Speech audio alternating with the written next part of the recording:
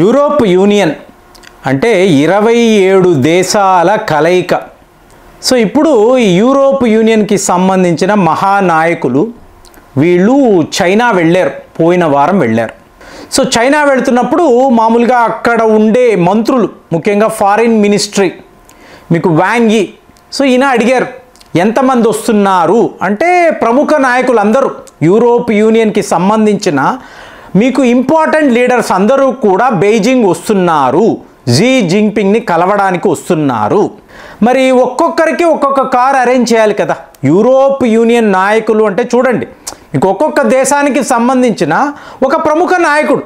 కానీ చైనా వాడు ఏం చేశాడు అంటే 27 మంది కదా, సో 27 మంది సరిపోయే ఒక బస్సు అరేంజ్ చెయ్యండి. అంటే ఒక దేశం యొక్క ప్రధానమంత్రి మీ దేశానికి వస్తున్నారు అనుకోండి, మొత్తం ఎంతమంది అండి, ఒక 15 మంది. అసలు వీళ్ళందరికీ కలిపి ఒక బస్సు అరేంజ్ చెయ్యండి అని చెప్పి ఎవరైనా చెప్తే ఎలా ఉంటుంది? సో చైనాలో ఇదే జరిగింది. అంటే యూరోప్ యూనియన్ యొక్క ప్రెసిడెంట్ ఊర్జులా, ఈవిడతో పాటు వాళ్ళ ఫారిన్ పాలసీ మేకర్ అనండి, అలాగే యూరోప్ యూనియన్ కౌన్సిల్ యొక్క ప్రెసిడెంట్, సో ఇంతంత మంది వచ్చినప్పుడు పెద్ద పెద్ద నాయకులు, సో వీళ్ళకి చైనా వాడు ఇచ్చిన ఆ రెస్పెక్ట్, ఒక బస్సు, ఇందులో వీళ్ళందరినీ కూడా ఎక్కేండ్రా, మీరు నేరుగా జీ జింగ్పింగ్ ఆఫీస్కి రండి. సో ఇప్పుడు ప్రపంచమంతా మాట్లాడుతున్న విషయం ఏంటో చెప్పమంటారా? ఫిబ్రవరి నెల మీకు ఈ నాయకులు, ఈ యూరోప్ యూనియన్ నాయకులు మన దేశానికి వచ్చారు. సో భారత్కి వస్తున్నప్పుడు మనము ఇచ్చిన అతిథి దేవో భవ అంటాం చూసారా, ఆ రెస్పెక్ట్ ప్రతి ఒక్క నాయకుడికి కూడా ఒక కారు, ఒక కాన్వాయ్, వాళ్ళను సురక్షితంగా మీకు ఇక్కడ మన ఫారిన్ మినిస్ట్రీ ఆఫీస్ దాకా తీసుకురావడానికి అంటే ఎంత రెస్పెక్ట్ ఇవ్వాలో అంత రెస్పెక్ట్ మనం ఇస్తాం. సో ఇవాళ ప్రపంచంలో చైనా వాడి ట్రీట్మెంట్ ఏంటి, భారత్ ఇచ్చిన రెస్పెక్ట్ ఏమిటి మాట్లాడుకున్నారు. అట్ ది సేమ్ టైం చూడండి, వియత్నాం అని చెప్పి ఒక చిన్న దేశం, యూరోప్ యూనియన్ అంటే పెద్ద పెద్ద దేశాలు కదండి, Germany, France, Italy, Spain, Belgium ఇలాంటి దేశాలు. సో వీళ్ళ ప్రతినిధులు వస్తున్నప్పుడు కనీసము ఒక ఫారిన్ మినిస్టర్ లేదా ఫారిన్ సెక్రటరీ కూడా ఆ రిసెప్షన్లో లేరండి. మీకు ఒక హై సెరమనీ ఇవ్వాలి, నథింగ్. వాళ్ళని రిసీవ్ చేసుకోవడానికి కూడా ఎవరు లేరు. ఒక బస్సు వచ్చి ఆగింది, లోకల్గా ఉండే ఎగ్జిక్యూటివ్స్ రండి రండి రండి అన్నారు, లోపలికి తీసుకొని వెళ్ళారు. కానీ అదే వియత్నాం యొక్క ప్రెసిడెంట్ చైనా వచ్చినప్పుడు హై సెరమనీ, జీ జింగ్పింగ్ పక్కన ఉండి ఈ హై సెరమనీలో పాలు పంచుకొని మీకు వియత్నాం ప్రెసిడెంట్ని తన ఛాంబర్లోకి తీసుకువెళ్ళి అక్కడ ఇప్పుడు చెప్పండి మనం ఏం మాట్లాడాలి, వియత్నాంకి ఇచ్చిన ఈ గౌరవము కూడా యూరోప్ యూనియన్కి ఇవ్వలేదండి చైనా. ఎందుకు అంత పాపం? వీళ్ళు ఏం చేశారు అంటే ఇదంతా నాటకాలు, మీకు యూరోప్ యూనియన్ వాళ్ళు ఆడే నాటకాలు. ఇది నచ్చక అంటే భారత్ ఏం చేసిందో చైనా కూడా ఇవాళ అదే చేసింది. ఫస్ట్ ఏమన్నారు, నయారా అనబడే నయారా ఎనర్జీ, రష్యా వాళ్ళ కంపెనీ, 49% రష్యా వాళ్ళ వాటా, 51% మన వాటా. ఈ కంపెనీ పైన మేము శాంక్షన్స్ విధిస్తున్నాము, ఒక వీడియోలో మాట్లాడాం. సో నయారా వాళ్ళు ఏమన్నారు, అలాగా శాంక్షన్స్ విధిస్తావా, మేము భారత్లో 70,000 కోట్లు పెట్టుబడులు పెడతాము, ఇప్పుడు ఏం చేస్తావు? సో వెంటనే ఏంటి మీకు ఈ శాంక్షన్స్, నయారా ఎనర్జీ మీద శాంక్షన్స్. కానీ ఇది ఎప్పుడండి, జనవరి నెల నుంచి మొదలవుతుంది. ఇప్పుడు ఎక్కడ ఉన్నాం మనం, జూలై నెలలో ఉన్నాం. ఇంకొక 6 నెలల తర్వాత మేము మీపై శాంక్షన్స్ విధిస్తాము. ఏంటి, వింటర్స్ వస్తాయి, ఖచ్చితంగా రష్యా వాళ్ళ ఎనర్జీ వీళ్ళకి కావాలి. ఇంతలో చైనా వాడిని సెట్ చేసుకుంటారు, అమెరికా వాడితో బేరసారాలు కుదుర్చుకుంటారు, ఫైనల్గా నయారాను వీళ్ళు డంప్ చేస్తారు. ఇది వీళ్ళ ప్లాన్. ఇలాంటి నాటకాలు ఆడుతున్నప్పుడే మనకి ఒళ్ళు మండుతుంది. నువ్వు వచ్చావా, కూర్చో, ఫెయిర్గా మాట్లాడు, నీకు ఏం కావాలి, భారత్ నుంచి నువ్వు ఏమి ఎదురు చూస్తున్నావు, పెట్రో ప్రోడక్ట్సే కదా. సో ఈ పెట్రోలియం ప్రోడక్ట్స్ అంతా మేము మీకు ఎక్స్పోర్ట్స్ చేస్తున్నాం.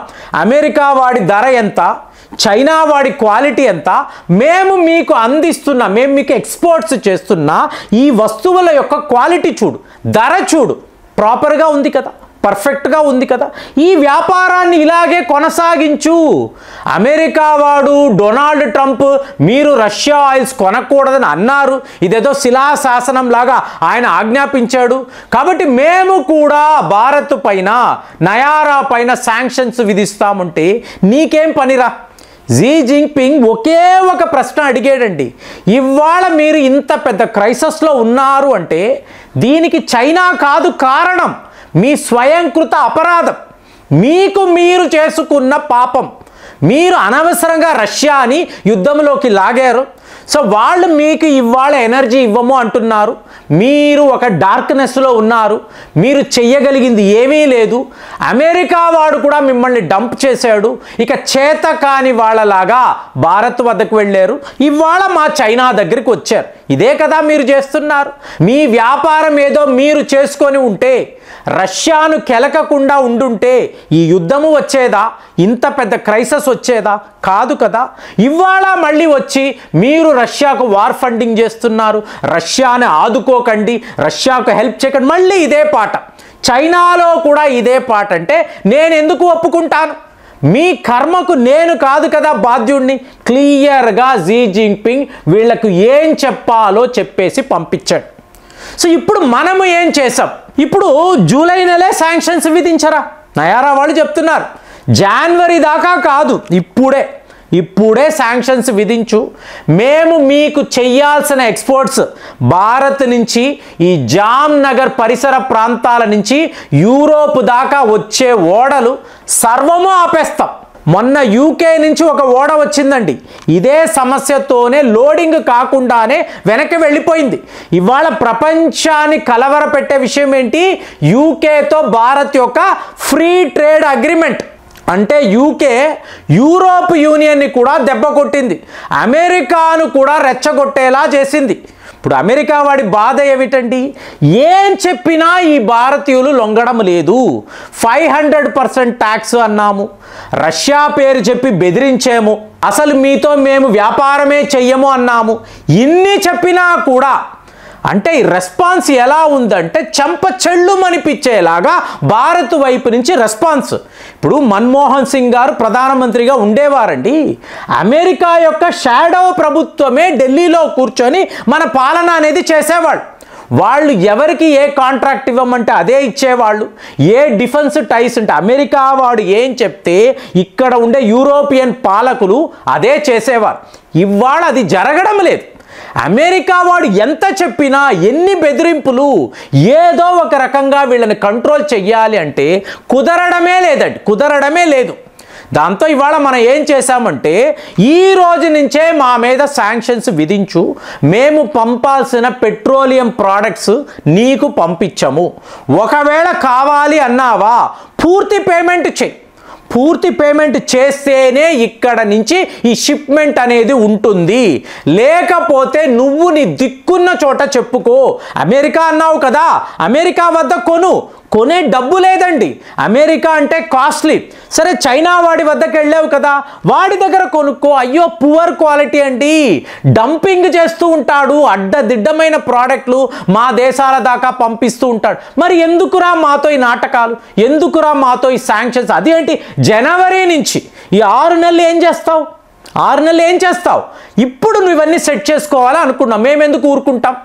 ఇది న్యూ ఇండియా, ఇక్కడ మీ జిత్తుల మారితనమంతా మాకు తెలుసు, ఇలాంటి నాటకాలు మాతో వద్దు, మీరు డబ్బులు కట్టండి, తరువాతే మా పెట్రోలియం ప్రోడక్ట్స్ వస్తాయి, లేకపోతే మాకు యుఏఈ ఉంది, కింగ్డమ్ ఆఫ్ సౌదీ అరేబియా ఉంది, ఆఫ్రికా దేశాలు ఉన్నాయి, వాళ్ళందరూ కూడా మా సరుకులు కొనడానికి సిద్ధముగా ఉన్నారు.